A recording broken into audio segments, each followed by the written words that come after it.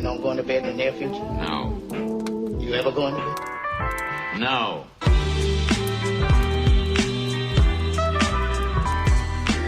Hello, everybody, and welcome back to Mixed Rhythm. It's been a minute since I've done an episode. I'm your host, Landon, as always, and I'm really glad to have two very special guests on this week's episode. I'm going to be joined by the Orchids, and if you're wondering, well, who are the Orchids? Well, I'm going to tell you. They are a two-piece, I don't know what you call them, stoner rock, punk rock, garage rock. They kind of mix all that stuff together. But they're a two-piece band, a guitar player and a drummer, and you'll meet them shortly, Rhys and Alexis. Rhys runs his guitar through a bass amp, so they don't lack low end at all. And they're from Truro, Nova Scotia, which is super cool. They play in Halifax all the time. I saw them play in Truro opening for Motherhood, and then I saw them the next night in Halifax playing with Radiator and the Boojums, who I'm big fans of all three of the bands on that bill. They just put out their debut record, and it's self-titled. It's called The Orchids, and I loved it. It came out, as of the recording of this, only a couple weeks ago. And I've been listening to it nonstop. As you may know from the history of Mixed Rhythm, I'm not entirely a super heavy music kind of guy. I enjoy it, but it's not like my go-to. But man, this Orchids record, I wouldn't say it's super heavy, but it's certainly like a little faster and more rough around the edges than I would typically gravitate towards. But God, I mean, I can't stop listening to it. Very fuzzy, very just garage rock. It's like it's you know, they turn their amps up to, well, their amp up to 11.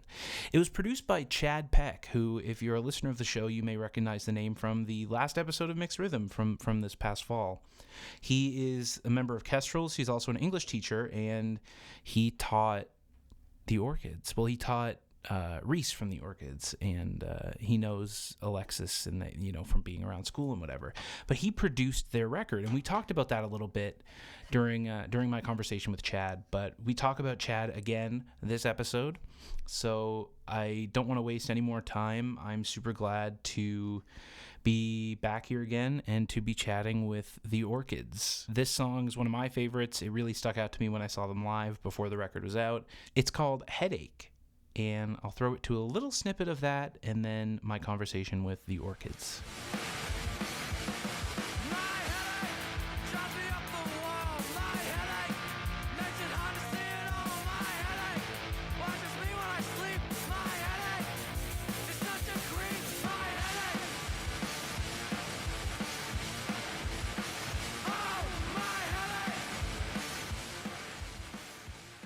Tell me a little bit about how you guys first met.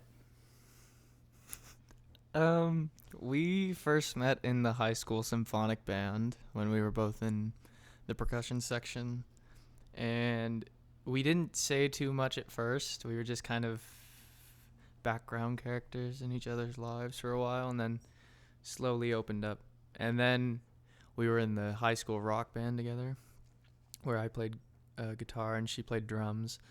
And then after that, we did a band with Chad and Diego, the bass player, for a benefit. We did 2 shows with that for some fundraisers, which was good. And then we were like, well, we should just start our own band because we both like the White Stripes, so we might as well give it a shot. Yeah, and so Chad is Chad Peck, right? Chad is Chad Peck. Did you both have him as a teacher? I didn't have him as a teacher at all. I always knew what he was, but I didn't actually talk to him until like maybe grade 11. And I was just walking down the hall at school, and I was wearing an Elevator to Hell shirt, and he like stopped in his tracks, and he was like, "Where did you get that?" And then from there, like, we just started talking about music and everything, and he found out I played music, and then I knew he had a band. Then we just started talking about music. So basically, like, for just all that year, like, I would just be wearing band shirts, and he would just compliment them, or he would talk to me about whatever band I was wearing on my shirt, and we'd just talk about music occasionally. And then grade 12 is when me and Rhys started playing some music with him for like some school shows and stuff. I had him last year I took a strings course, and he taught that. There was like a one-off kind of thing he did. But yeah, I had him for that. And yeah, it was great. Yeah. Like, from what I've gathered, you're huge Elevator to Hell and Eric's Trip fans. Is that right? This is true. So if you weren't around at the time, how did you get introduced to that music? My dad. Yeah. He's always loved like Eric Strip, Elevator, Rick White, like anything Blue Fog recording. Like we have like so much stuff from Blue Fog on vinyl. So kind of just grew up listening to those records. And yeah, my dad got me into them, and I started listening to like Elevator to Hell and Elevator through first, and then I got into Eric's Trip, and then just Elevator, and then of course all of Rick White's other side projects and his own solo stuff. So yeah, my dad got me into them, and then I got Rhys into them, and I wasn't sure how, like, if he would really like dig them at first, but like now he's like a very big fan, like me and my dad. I would say that, yeah, I'd say that Eric Strip's probably my favorite band. That's awesome. Yeah. And it's cool too. Like, I mean, I take a lot of inspiration from that kind of music too, because it's like, it's that kind of, I don't know what you call it, like, it's achievably good, where it's like, these people are from here, you know what I mean? Does that, because I mean, I hear so much like 90s alt rocks like in your stylings. Do you think that influences kind of how you approach your own music? A little bit, yeah. I mean, there's always that thought, and it's definitely always there because it's very inspiring, because, you know, it's all done on a 4-track cassette in a house, and so you don't, and it's just nice to know like that there was a scene here before that still is influencing the current one. Yeah, and it's just really cool to know that, you know, people from an hour or an hour and a half away were doing pretty groundbreaking stuff. Yeah, it's pretty inspiring to like hear of a band that's from like the Maritimes that like did so much and like even opened for like Sonic Youth, and like that gives me more like motivation to like keep doing what we're doing. Yeah. Because we always get a lot of positive feedback, and then of course like whenever we play like our cover of 50s Lady live, especially when we play it in Moncton, people go crazy because like everything Rick White has done and Eric Strip and Elevator, like that's left a mark on their community for such a long time, and it still sticks with like everyone that lives in New Brunswick and Moncton, whatever. Yeah, 100%. Like I think I saw a video maybe last summer of you guys playing that song in Moncton. Yeah. And it looked like the crowd was insane. Yeah. And so that's another thing I wanted to ask you about. Like, there's a lot of bands that, you know, call themselves like workhorse bands, right? Where like they play everywhere all the time. But I don't think any bands in Nova Scotia, dare I say the Maritimes, play as often and in as many places as the Orchids. Like, and I know that can be a difficult thing. So how do you manage A, having such a busy schedule, but B, like staying motivated to just go play everywhere? Well, I mean, we never plan shows we never plan our own shows. Like people always just kind of like message us or email us or whatever. They're like, hey, do you want to play a show with our band and whoever like here? And it's like, even if it's like 2 hours away or 4 hours away or whatever, it's like if we're not doing anything else that day, it's like, why not? Like we'll drive pretty much anywhere to play a show. Even if not a lot of people show up, that's fine. As long as one person is blown away, then that's all that matters. But yeah, I don't know, we're kind of just been going with the flow, and I think the momentum of the shows has really picked up like ever since like the beginning of like last summer. Like last summer we played a lot of shows, and then I was like, okay, maybe it might die down in the fall. Like I was kind of expecting maybe like die down in the fall, but then it just kept going, and then I'm like, well, I don't know how many people will be booking shows in the winter time, but then still it kept going, and then now like for like almost a year we've been playing shows like every single weekend in like all around the Maritimes. Yeah. So yeah, I think we ballparked it 2 weeks ago, and I think we're just in between 50 or 60 shows in the past year and a half or something. That's crazy. Which is, you know, and it's fun, so why would you not do it when you... We're not going to say no. We rarely, if ever, say no to anyone. The only time we have said no is because, like, we just, like, we had something going on that day. Yeah. But if we're not doing anything, it's like, why not? Like, we have fun playing, and it's good practice. Yeah. And, yeah. 100%. And, like, I think that really shows in your recordings as well. Like, the songs feel so solid, and I think playing them so much, like, definitely contributes to that, right? And I think listening to the record and then seeing you live, it's like the same thing. Like, the energy is still there. How important was it to try to capture that energy on a recording? Yeah, it was a big deal. I mean, originally we just did everything off the floor, like live, just recorded live with scratch vocals. And then we might go back, add a second guitar, or redo a vocal and add a solo or something. But yeah, that was really the main point was we kind of wanted to get pretty much the live sound onto a record.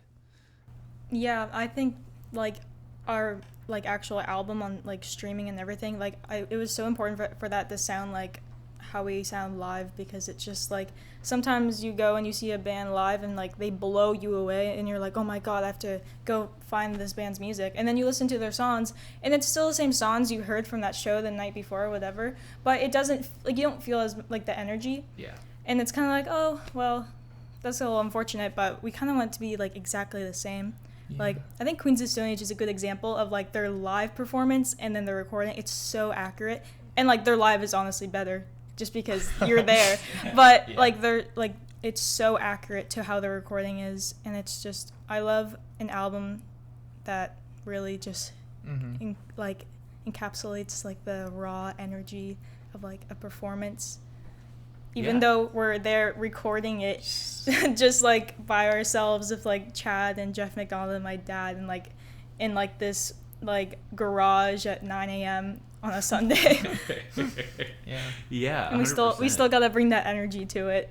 Yeah, absolutely. And so speaking of kind of you guys playing together, did I hear correctly that you used to have a different name, and was it the White Blood Cells? Oh yeah. Is that right? I forgot about that. Can you tell me a little bit about that? This is Nardwar type stuff. God. Yeah, that was a thing. I kind of forgot that happened. Yeah, I think that was around the time, like, because we originally started as a White Stripes cover band. We never like played any shows as fully a White Stripes cover band, but we just practiced like that for a while. And then we started writing like a couple of our own songs, and maybe some other. We're just playing some other random covers. And then we were like, we don't have a name, and like we had like a show or two booked in that fall that we started playing together. And we're like, oh, I guess we need a name. And then we were kind of like thinking of going off of White Stripes stuff, because even though we didn't play like White Stripes all the time anymore, we're like, well, maybe it should be like an ode to them. So then we were like, White Blood Cells. But it's like, there's worse band names. But oh yeah. But it's still not good. We were like, oh, this kind of sucks, actually. But then I thought of one of my favorite White Stripes songs is Blue Orchid.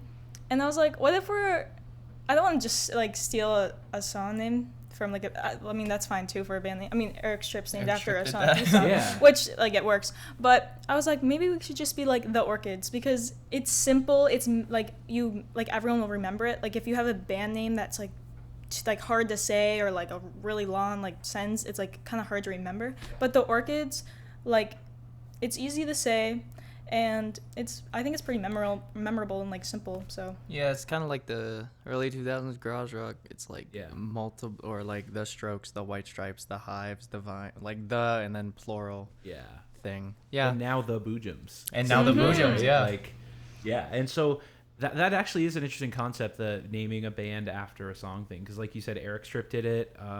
Echo Canyon, they did it. That's also a Sonic Youth song. Radiohead, like, it's such a common thing. And so, I mean, it makes total sense. And so, what kind of music really influences like the way you play and write? Because I know White Stripes are probably definitely in there. Queens of the Stone Age. Sure. What other stuff are you really listening to and kind of really connecting to? I mean, when I write like a song, we have stuff like on that record where it's like, okay, so this is gonna be our Minor Threat song. That's like Breaking Edge. It's like, straight edge, whatever. And then we might have one where it's like, okay, this is our Kaya song. It's like The Rose or something. So I just, whatever's in a record collection or on the current, on the playlist, and whatever we listen to. And like the first one, Can I Live, like, I wrote that after just finishing listening to You're Living All Over Me, and like very loosely based it off of Raisins. Like that riff. I've done that. Yeah. Base a song off Raisins. Yeah. I mean, it's not totally, but I played it. I was like, oh, this is kind of like Raisins. And then went with that. Yeah. Yeah, that's how I approach songs. Like, as a songwriter, it's like you try to do something and then you fail at it, but by failing at it, you find your own thing along the way, right? Yeah.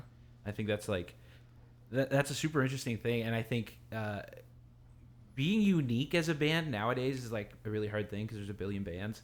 But I think something that makes the Orchids unique is that you're a two-piece, and not only are you a two-piece, but like you've tried out third members. But I guess this is two questions.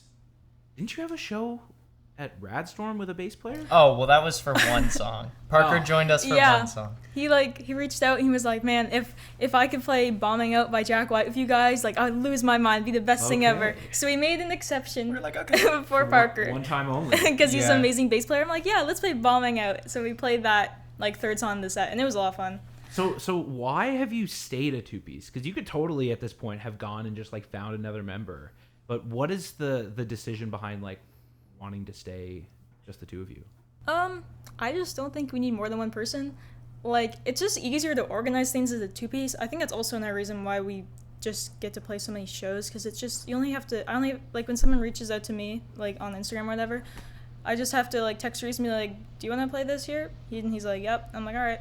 And that's kind of it. Like, I don't have to reach out to, like, 3 people or whatever. But it's also, like, we're a lot louder than we used to be. So I don't think we necessarily need another person. Like, we know so many amazing guitar players and bass players, and we've had lots of people that asked. But it's also, like, I don't know, like, we're doing fine with just the two of us.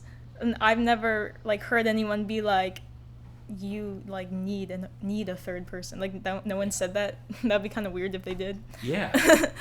Because I would just be like, no, you're wrong. But anyways, yeah, so I don't know. It's like, why add another person when you could just, like, get another amp? Yeah. Like another big amp or something? Yeah, if you have good enough gear, you don't need anything else, really. And, like, we're fairly full. Well, you know, we don't have a bass player, but we have a bass amp, so. That's what you need, not a bass player, just the amp. It's fine. But I mean, I agree. Like, I saw you twice on back-to-back nights back in January and February. And it was, you don't notice, like, the lack of a third member. Like, you just kind of, forget, like, oh, wait, there's not a bass player. And so I think that's a super unique thing. What are some of, if there's any, some of the disadvantages of that? What are some of the struggles of that? I think for me, it's like when I solo, there's just kind of not like a backup, which is nice on the record because we could do that and just have like a very, it's not like obvious, but it's a faint sort of push to have the solo kind of come forward a little bit more. That's really my only complaint is when I solo, but I still do it and it's fine. Yeah, I would agree with that. But I think it kind of works. Like, we have a new song called Highway Robbery. It's not on the album, but he kind of has, like, a part where he's, like, just, like soloing, but then he does this, like the guitar thing, and it just goes back with the drums, and it just really lines up. And it's, like, you don't even need any guitar, like, rhythm guitar behind that soloing, because it suits the song so well. And there's certain songs, like, where I think it probably would sound better live to have, like, the guitar in the background while he's soloing, but it's like, honestly, it sounds just as good live, and it doesn't really matter. Yeah. I mean, we had the opportunity to have the guitar in the background, like, when we were recording, so we're like, why not? But I don't know, I think that's the only thing I could think of, but it's honestly really not that big of a deal, and I think it still works even with when there's no guitar behind the solos. Yeah, 100%. And so when it came to recording, you like we mentioned, you work with Chad. Why Chad? Why did you pick him? And you went to the studio, the drum room, right? Yeah. And that, that's very Chad associated as well. Like, Yeah. why was he the choice? Because he's the only guy we knew with a legit place to record. Really. Like, I just went up to him in class one day, and I was like, where do you record? He was like, oh, it's at the drum room with Jeff McDonald in 3 Fathom Harbor. And we were like, oh, cool. Could you get us in sometime? And he was like, sure. And then we went, because we had, like, some of those songs we've been playing for 10 months or something, like a year, and just had them. And so we were like, well, we should probably record this because been wanting to. And then we just went and did it. Nice. And so having him, like, produce the record, was that just kind of, he was there so might as well, or was that, like, a very conscious thing? I mean, he was just there, and he was just helping us, and he's just the expert. Like, he has so much experience with like recording and music, and he really understood the sound we were going for. And it's like, obviously we don't sound like kestrels, but he still, like, he really understands what we're going for musically and like what we wanted our sound to be like. So he just gets it, and he just had a lot of really good suggestions that we used that really helped make our record sound the way it is. Yeah, and he was never like, oh, maybe you shouldn't do that. Or, you know, it'd be really cool if you tried to add this. And then, like, there's stuff that we never thought about doing. And then, like, it ended up on the end of the rose. He was like, what if you took this oscillator and you played with it at the very end? And we were like, okay. Then we did it, and it sounds great. Nice. What's some cool gear you got to use out there? Ooh, I'm so glad I got this. I mean, I'm so glad that you asked opened the this floor question. for Chad, like, when we did an interview, and he talked, like, forever about the super cool gear he used on the record, and it was awesome. Yeah, I'm so glad that you asked this question. Well, the guitars were his 90s Gretsch Silver Sparkle Duo Jet that he had, which was probably 80% of the guitar on the record. And then he had this really nice 70s, I believe, Guild Bluesbird. And then I used he has the purple J Mascis signature Jazz Master from like 2006 or whatever. That's on like one song. And then I'd used his main blue sparkle one on one overdub. There was my red Gretsch, but I don't think that made it on anything. I think we cut that. That was all the guitars. Amps were his High Watt Custom 100, his Dr. Dan JTM 45, a mini dual rectifier, all through a Mesa 412. And then pedals was The Orchids, but I want to hear about your experience in that music video. It was no, fun. go ahead. It was fun. He just was like, hey, do you want to be in our music video? And we were like, oh my god, yes. So then we showed up. And then, yeah, I played drums for a majority of it. And then there was kind of like near the end of the music video, we're all like switching instruments and just like doing whatever. And it was just a lot of fun. Like there was no pressure to be like super like right on. Even though I did learn the song beforehand, but you can't really tell because we were just kind of screwing around. But yeah, it was really fun. Yeah, it was just like, you could either pay me or you can come be in my music video. And we were like, okay. And we always wanted to. And it was super fun, yeah. I played bass for most of it. And it was just really chill. And he's like, you know, everyone there was super nice and kind. And it looked great. It turned out really well. And so, yeah. He brought his big board, too. Yeah. He's got a crazy board. He's such crazy board. He shrunk it down too. This is his old one. We also brought this little like, he was like, bring Easter eggs to like have in the back music video. So I have this like fake like orchid plant, and I'm like, well, we're gonna put this here. So there is like a part where it's there. Yeah, you can kind of see it there. Nice. Like that episode of SpongeBob where like he's in the commercial. It's just the top of his head. And it's so funny because he was like, yeah, I think we're going to do like a giant wall of amps. And then all of a sudden we walked in and there's the 810 and the full stack in the AV room of the high school. We're like, close enough. We're like, this is still pretty cool. Yeah. But yeah. That's pretty sweet. So I guess I want to know, what are some of your goals as a band? What do you want to kind of do next? What do we want to do now? Make another record, write more songs, and play more shows. Yeah, I'd hope to go like on tour with like if there is another band that like reached out and asked us to like open for them. I think that'd be cool. Yeah, that'd be fun. Because I mean, it'd be cool to do our own tour, but I kind of want to just tag along on someone else's to kind of see like how it, because like I don't know anything about the touring life. So it'd be fun to do even just like a little miniature one with like an East Coast tour would be nice with someone. Yeah. I think that'd be a lot of fun. Go on the road a bit more than we already do.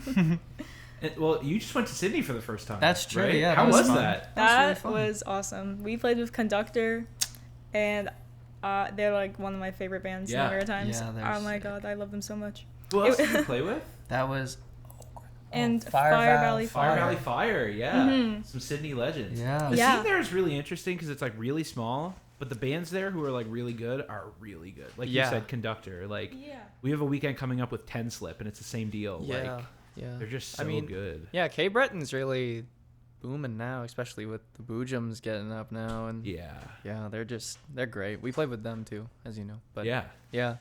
no, it's really fun. Yeah, and everyone was super nice. It was a really nice venue.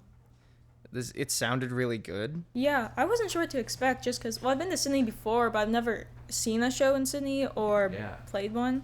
So I wasn't really sure what to expect. Like, I didn't really have super high standards, but then we got there and everyone was super professional with like the sound and everything. Like, I'm not used, like when I play shows like Gus's or Radstone, for example, I'm not used to like having things mic'd up.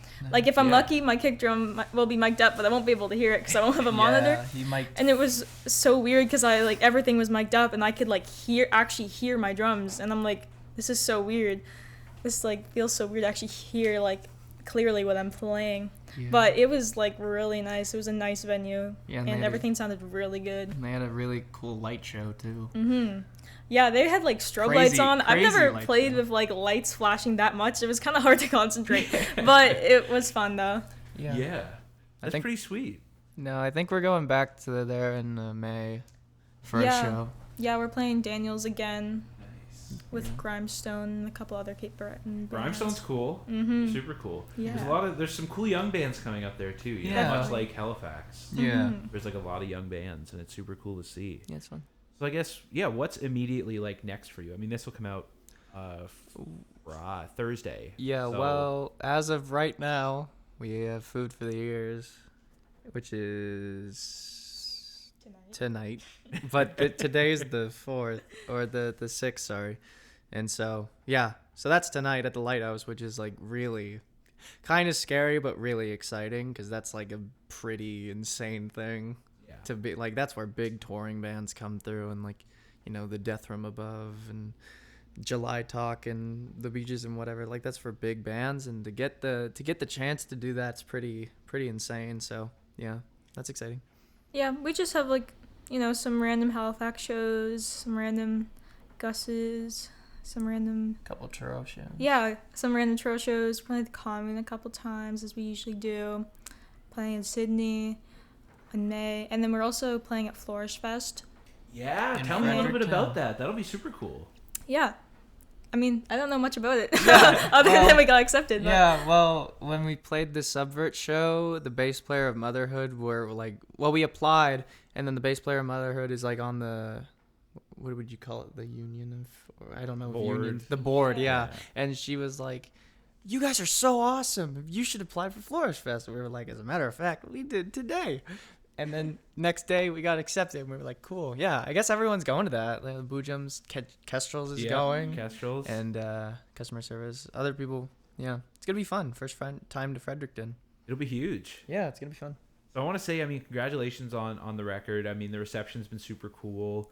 Numbers on it are cool so far, which is really sick. Like I say, the reception, I mean, the crowds are loving your stuff. Like, it's it's pretty cool to see, and so congratulations very much. Thank you. And thanks for chatting today. This yes, was great. of course. Thanks for having us.